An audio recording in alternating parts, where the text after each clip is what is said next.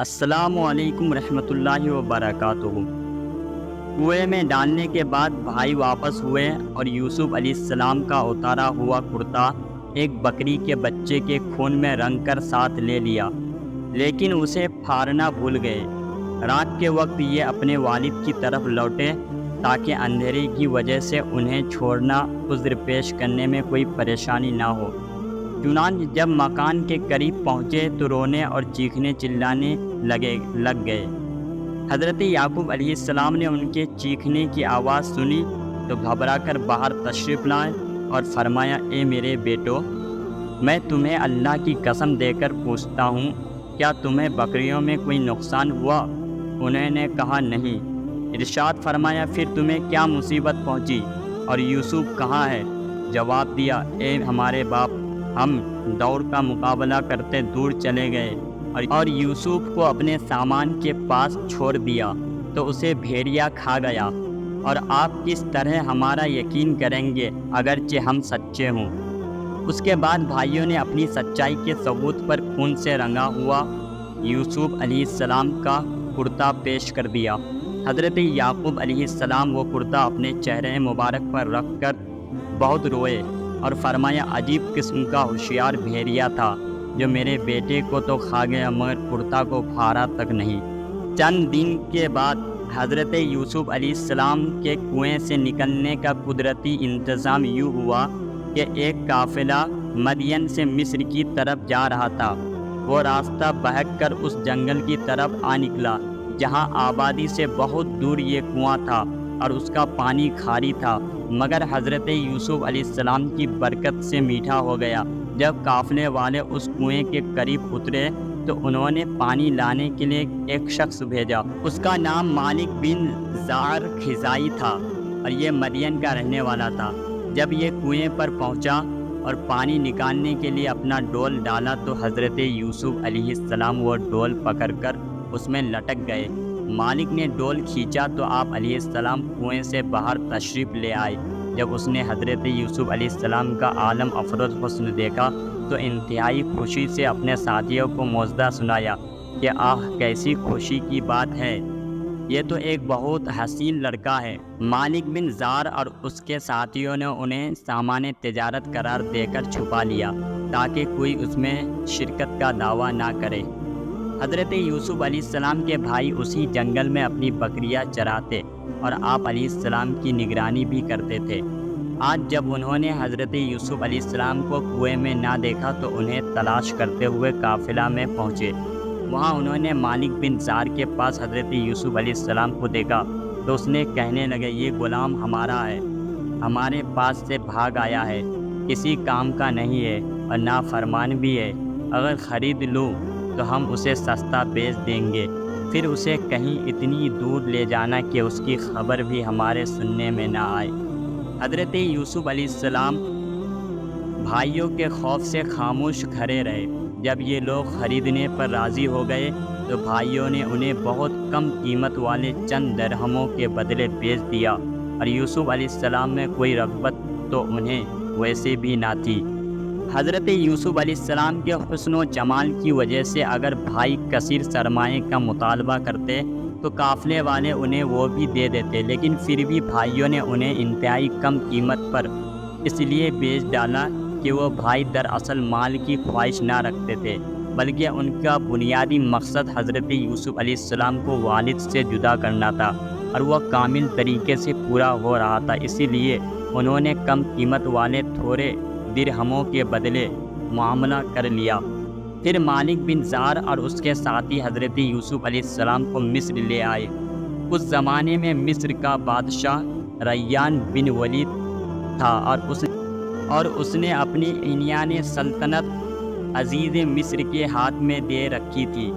تمام خزائن اسی کے تحت تصرف تھے، اسی کو عزیز مصر کہتے تھے، اور یہ بادشاہ کا وزیر اعظم تھا۔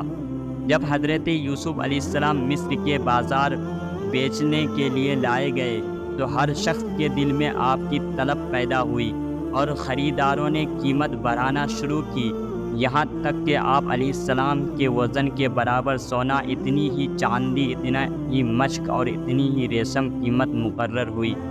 عزیز مصر نے اس قیمت پر آپ علیہ السلام کو خرید لیا اور اپنے گھر لے آیا۔ دوسرے خریدار اس کے مقابلے خاموش ہو گئے۔ عزیز مصر حضرت یوسف علیہ السلام کو اپنے گھر لے آیا اور بی بی زلیخا سے کہا، یوسف علیہ السلام کو عزت سے رکھو، ان کی قیام گاہ عمدہ و نفیس ہو، لباس اور خوراک بھی اعلیٰ قسم کے ہو، شاید ان سے ہمیں نفع پہنچے کہ یہ سلطنت اور حکومت کے کاموں کا سر انجام دینے میں ہمارے کام آئے، کیونکہ رشد کے آثار ان کے چہرے سے ظاہر ہے، یا پھر ہم انہیں بیٹا بنا لیں۔ یہ بات مصر کے اس آدمی نے اس لیے کہی کہ اس کے یہاں کوئی اولاد نہ تھی۔ حضرت یوسف علیہ السلام انتہائی حسین و جمیل نوجوان تھے۔ جب زلیخا نے آپ علیہ السلام کے حسن و جمال کو دیکھا تو اس نے آپ علیہ السلام کے بارے میں لالچ کیا اور موقع پا کر یوسف علیہ السلام کو بھلانے کی کوشش کی تاکہ وہ اس کی ناجائز خواہش پوری کرے۔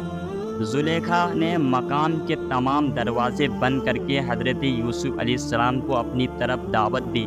حضرت یوسف علیہ السلام کیونکہ زلیخا کے گھر میں ہی رہائش پذیر اور اس کی پناہ میں رہتے تھے، اس لیے اس کی بات نظر انداز کرنا انتہائی مشکل تھا، لیکن قربان جائے حضرت یوسف علیہ السلام کی شان پر کہ جب آپ علیہ السلام نے خود کر ہر طرف سے گھیرا ہوا پایا تو اپنے عزم و ارادے پر بھروسہ کرنے کے بجائے پہلے اللہ تعالیٰ کی پناہ مانگی، پھر زلیخا کو نصیحت کرتے ہوئے فرمایا، بے شک عزیز مصر نے میری پرورش کی، مجھے رہنے کے لیے اچھی جگہ دی، تو کیا اس کا یہ بدلہ ہے کہ میں اس کے اہل خانہ میں خیانت کروں؟ ایسا ہرگز نہیں ہو سکتا، اور جو ایسا کرے وہ ظالم ہے، اور ظالم کبھی فلاح نہیں پاتے۔ اس نصیحت کے ضمن حضرت یوسف علیہ السلام نے زلیخا کو یہ نصیحت بھی کر دی کہ جب میں عزیز مصر کی چند دن کی پرورش کا اتنا حق پہچانتا ہوں تو تجھے مجھ سے زیادہ حق پہچاننا چاہیے کہ تو اس کی بیوی ہے۔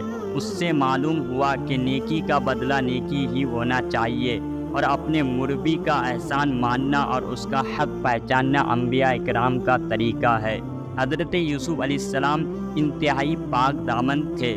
جب زلیخا حضرت یوسف علیہ السلام کے پیچھے ہی پڑ گئی اور آپ علیہ السلام نے اپنے رب تعالیٰ کی برہان دیکھی تو وہ دروازے کی طرف بھاگے، اور زلیخا ان کے پیچھے ہی انہیں پکڑنے کے لیے بھاگی۔ آخر کار زلیخا حضرت یوسف علیہ السلام تک پہنچی اور اس نے آپ علیہ السلام کا کرتا پیچھے سے پکڑ کر آپ کو کھینچا تاکہ آپ نکل نہ پائے، لیکن آپ غالب آئے اور دروازے سے باہر نکل گئے۔ زلیخا کے کھینچنے کی وجہ سے حضرت یوسف علیہ السلام کی قمیص پیچھے سے پھٹ گئی۔ حضرت یوسف علیہ السلام جیسے ہی باہر نکلے اور آپ علیہ السلام کے پیچھے زلیخا بھی نکلی تو دونوں نے عزیز مصر کو دروازے کے پاس پایا۔ یہ دیکھ کر فوراً ہی زلیخا نے اپنی براءت ظاہر کرنے اور حضرت یوسف علیہ السلام کو اپنے مکر سے خوف زدہ کرنے کے لیے ہیلا تراشا اور شوہر سے کہنے لگی، اس شخص کی کیا سزا ہے جو تمہارے گھر والی کے ساتھ برائی کا ارادہ کرے؟ اتنا کہہ کر زلیخا اندیشہ ہوا کہ کہیں عزیز طیش میں آ کر یوسف علیہ السلام کو قتل ہی نہ کر ڈالے، اور یہ بات زلیخا کی شدت محبت کب غورا کر سکتی تھی، اس لیے اس نے یہ بھی کہہ دیا اس کی سزا یہی کہ اسے قید کر دیا جائے یا دردناک سزا دی جائے، یعنی اسے کوڑے لگائے جائے۔